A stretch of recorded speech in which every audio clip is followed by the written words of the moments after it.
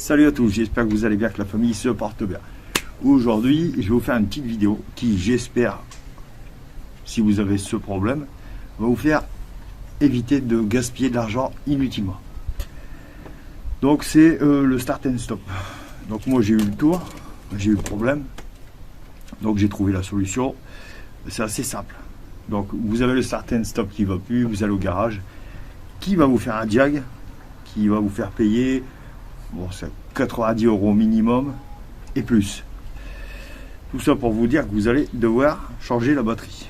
Donc très simple à faire. Il faut savoir que quand le start and stop se désactive tout seul et que vous ne pouvez pas le réactiver, qui ne fonctionne plus en fait, ça peut tout simplement être votre batterie qui vieillit. Alors elle vieillit, c'est-à-dire moi j'ai ce type de boîtier, ça fait 8-10 ans que je l'ai, j'ai payé ça, allez, 10 € je crois, ce type de boîtier. Je l'avais trouvé à une grande surface, ça se vend assez, ça se vend quand même tout partout ce truc là, ça coûte 10 balles, un truc comme ça. Et vous avez 2 passes. Hein, bon là j'en ai plus qu'une parce que je dois la changer en fait. Ouais évidemment, au bout d'un certain nombre d'années, ça commence à s'abîmer, donc je dois la changer, mais brancher le négatif, le positif, ça vous dit l'état de votre batterie. Donc si vous êtes là, jusque là, jusqu'ici 100%, non 100% on est bon.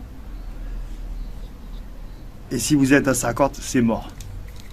Parce que en fait, il faut que, pour que le start and stop soit actif, il faut que votre batterie a une charge supérieure à 11,6 volts et un taux de rechargement supérieur à 75%.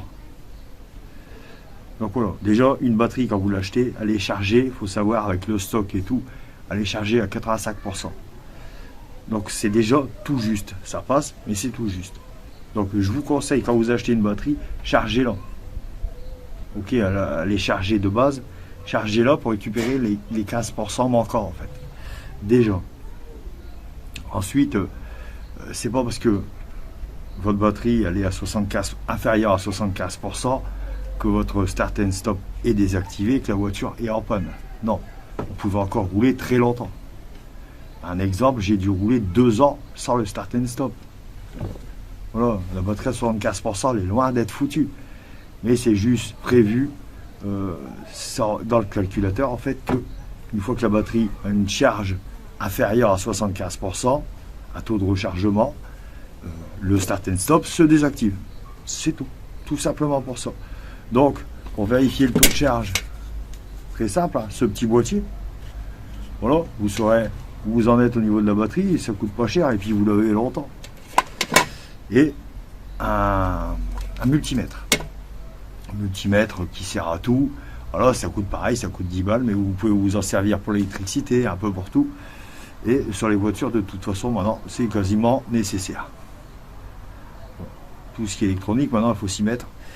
Alors, j'avais aussi, j'ai eu le même boîtier, mais version 2022. C'est-à-dire que c'est un boîtier qui se fixe dans la baie moteur. C'est un petit boîtier comme ça, carré. Vous connectez à la batterie directement. Et avec votre téléphone, vous voyez l'état de la batterie en temps réel. Bon alors, je l'ai mis. Je l'ai présenté, je l'ai mis, tout ça. Et je me suis aperçu que, bon... j'avais peur qu'elle consomme de la batterie. Ce petit boîtier consomme de la batterie. J'ai pas voulu le tester, je l'ai enlevé tout de suite. Alors après, ça peut être intéressant pour certaines personnes. Ça doit coûter une quarantaine d'euros, 40, 50, 60 € selon les marques. Vous pouvez le connecter à votre autoradio. C'est en Bluetooth. Ça peut être intéressant à voir. Voilà, c'est vous qui voyez. Moi, je conseille ce petit boîtier qui sert sur toutes les voitures. Très bien. Voilà. Donc, n'oubliez pas, avant d'aller voir le concessionnaire pour qu'il vous fasse un diag à 90 € minimum, je parle du minimum, 100 €, 150 € de batterie, parce que les batteries start and stop sont beaucoup plus chères que les batteries simples. Donc, lui, il va vous faire payer 90 € de diag, 150 €, on va dire minimum de batterie.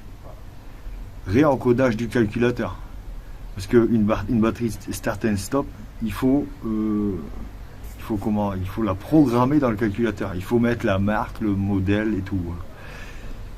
C'est comme ça. Et donc il va vous faire payer tout ça. Donc là vous avez une facture facile de 300 à 400 euros. Juste parce que votre batterie elle a baissé un peu de régime. Continuez, moi mon conseil, continuez encore 1 an ou 2 avec la batterie, histoire de bien la finir. Et le start and stop, quand vous changerez la batterie, se remettra automatiquement. Moi c'est mon avis. Les batteries start and stop sont extrêmement chères. Je vais vous donner un exemple de prix pour mon Audi A3 1,6 litre TDI équipé start and stop. J'étais là chercher une batterie Varta au magasin le moins cher.